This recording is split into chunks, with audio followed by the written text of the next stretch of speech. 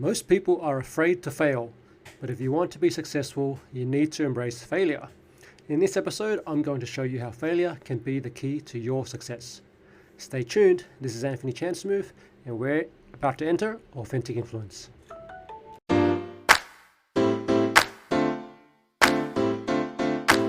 Welcome to Authentic Influence with host Anthony Chansmooth, the show where we get real and share the stories and struggles, strategies and tactics of successful influencers and entrepreneurs so that you too can take action to create the life and business that you choose.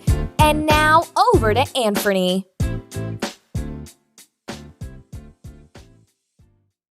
Sometimes we can feel like our business or indeed our life is failing. We may be working hard, but things just don't seem to be going our way. We may be making sales, but they're not as high as we'd like them to be, or maybe we're not making any sales at all. I certainly know this feeling all too well.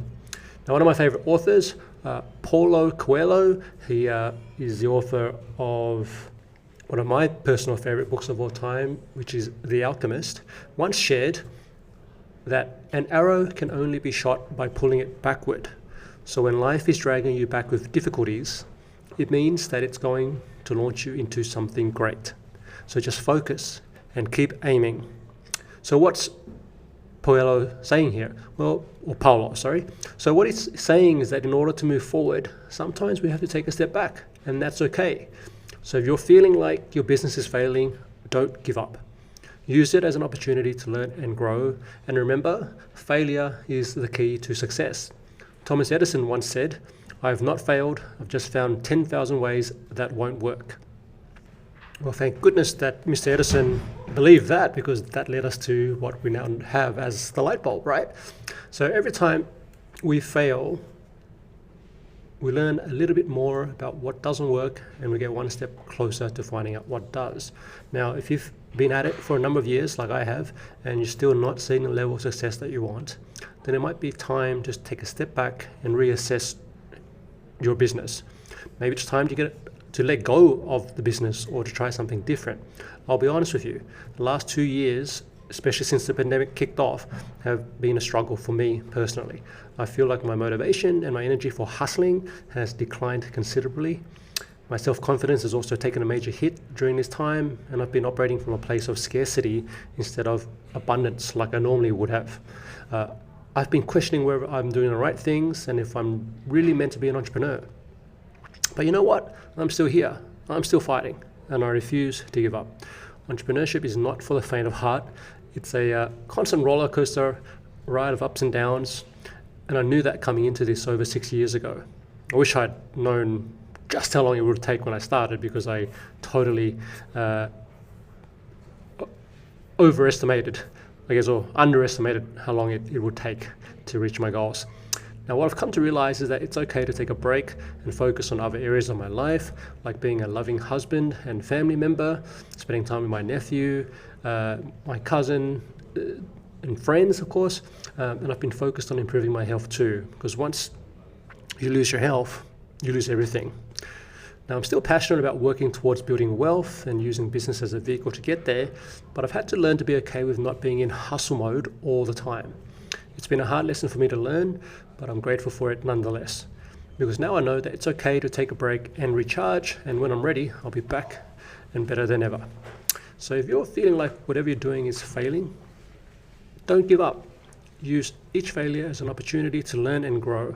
And remember, even the most successful people have had their fair share of the failures. What makes them successful is that they've learned from their experiences and they've kept going. So if you're feeling a little lost perhaps, here are 5 things that you can do to get back on track. Number 1, take a break. When we're constantly hustling, it's easy to forget to take care of ourselves.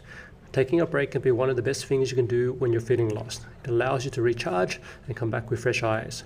You can try meditation, going for walks in nature, book yourself into a retreat of some kind, like a yoga retreat or an artist retreat, or do some other form of self-care. Take as much or as little time as you want to. There's no need to rush, and you'll be able to come back feeling refreshed and ready to take on whatever it is you're facing. Number 2, get more self-aware and reassess your goals. This has been a huge one for me over the last couple of years. Joseph Campbell once wrote, "One can spend one's whole life climbing the ladder, only to realize it's been placed against the wrong wall." Take that in for a moment. When we do things that are not in alignment with our values and who we want to be, it's easy to feel lost and burned out. That's why it's important to get clear on your values, unique strengths and weaknesses, and what you want in life. And to keep revisiting what those are from time to time. Once you know that, it becomes much easier to take action and move towards your goals, moving towards the ladder that you're meant to be on and that you want to be on. Now, here are three tools that have been super helpful for me in recent months. The first one is Dr. John Demartini's Value Determination Process. It's a free 13-step quiz to uncover your highest priorities. I recently did the quiz in April this year during a beautiful date day with my wife, and based on my assessment results, my top 4 values as of now are: number 1, living a freedom lifestyle; number 2, entrepreneurship; number 3, health and wellness; and number 4, learning and teaching. An interesting thing to know here is that I last did the quiz in October 2020, so nearly 2 years ago, and my top 4 values back then were 1, entrepreneurship; 2, relationship; 3, influence; and 4, building wealth. So how you prioritize your values can change over time, and that's okay. The second tool that I can recommend here is understanding north and south nodes in astrology.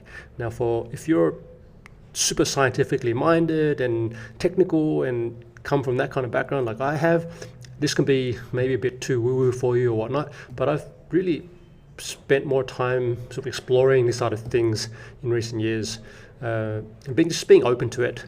I first learned about north and south nodes and sort of astrology about a month ago when my wife and I attended a 3-day wellness retreat for our 5-year anniversary.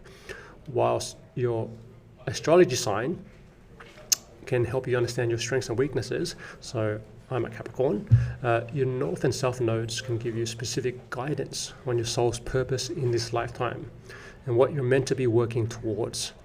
So it really acts as a guide in many ways. So I'm a Virgo north node and a Pisces south node, in case you're wondering. Now I'm going to drop links to these tools in the show notes, so if you want to check those out, you can Google them, or you can head over to the show notes at simplecreativemarketing.com/podcast and search for episode 081, so episode 81, and you'll find it there. Now, the third tool that has been useful for me is what's known as a human design chart. It's really a blueprint for how you operate and interact with the world. It can help you further understand your strengths and weaknesses and the best way for you to take action and make decisions as well. So according to my human design chart, which is based on my birth date, time, and place of birth, I'm what's referred to as a 1/3 splenic projector. The role of the projector type, which is one of the 5 possible human design types, is to serve as a guide or director. I'm still learning more about this, but it's been fascinating so far and really accurate.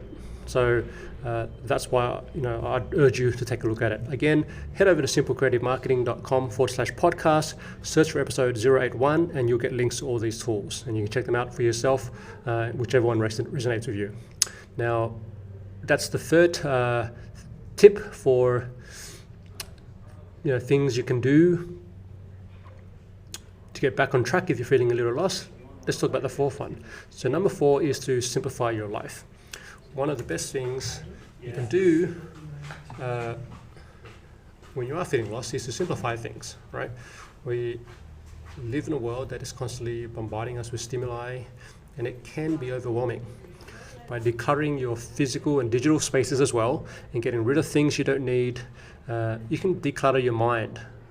And I mentioned digital spaces because we can get into this pattern of, for example, on your LinkedIn profile or your Facebook profile, just accumulating contacts and connections, and we might feel like, because we have 500 or 1,000 contacts that we're doing well in a social world, right? But that's really all ego driven. And how many of those people are you really connecting with, and how many of those people would you call a real friend that would show up if something went wrong for you, and that you would show up for them, right? So let's get clear on those things. a lot of the relationships that we have are relationships of convenience and not really relationships of meaning and importance. So that's part of decluttering as well. So simplifying your life will allow you to focus on what's important and make better decisions. Okay, so that's tip number 4. Tip number 5 is to get support from others. All right. So finally, one of the best things you can do when you're feeling lost, overwhelmed, confused, is to get support from others. We all need someone to talk to, and it's important to have a supportive network. If you don't have anyone in your life that you feel comfortable talking to, there are plenty of online communities and forums where you can find support. My group is one of those places. So if you head over to simplecreativemarketing.com/warriors, you can jump into my Facebook group, and that's a place where you can have these kind of conversations, and we welcome those. You can also talk to a mentor or a coach as well. Sometimes you just need an outside perspective to help you see things more clearly. Now, I said I was going to give you 5, but I'm going to give you 7. So bonus, right? Number 6 here. Tip number 6 is don't be afraid to pivot. So one of the best moves I've made in business is to pivot when something wasn't working. It definitely felt like a failure at the time, but it ended up being one of the best decisions I ever made. And so you don't be afraid to make a change. Sometimes all it takes is one small change or a shift in direction to get you back on track and in the direction that you want to be heading in. And the final tip here, tip number 7, is to keep going. Right? Now, resilience is a superpower. The ability to pick yourself up after a fall and keep going is one of the most important qualities you can have. When things get tough and it feels like you're never going to make it, remember that everyone goes through tough times. What makes you successful is not avoiding failure, but what you do after you fail. So my final word on this for you is to keep going. Don't forget to enjoy the journey. And I hope this is helpful. And remember, you're definitely not alone. We're all in this together. Thanks so much for listening. And again, if you want to check out the show notes and get those resources, just head over to simplecreativemarketing.com/podcast and do connect. Let me know what you think of this episode. Do you like the style of this type of solo episode? What are your thoughts? Even better, if you can take a couple of minutes to leave a 5-star review and a comment about the podcast on iTunes or Spotify or whatever it is, whatever tool you're using to listen to this. Do let me know. I'd love to hear from you. Thanks again for tuning in, and we'll see you on the next episode.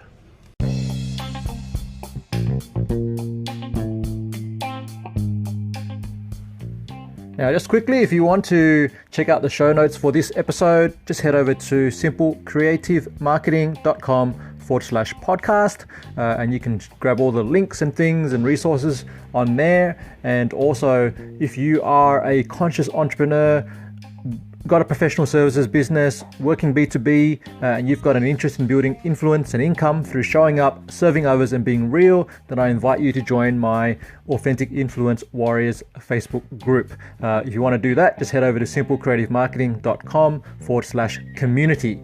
Okay, thanks for joining in, and I'll see you on the next episode.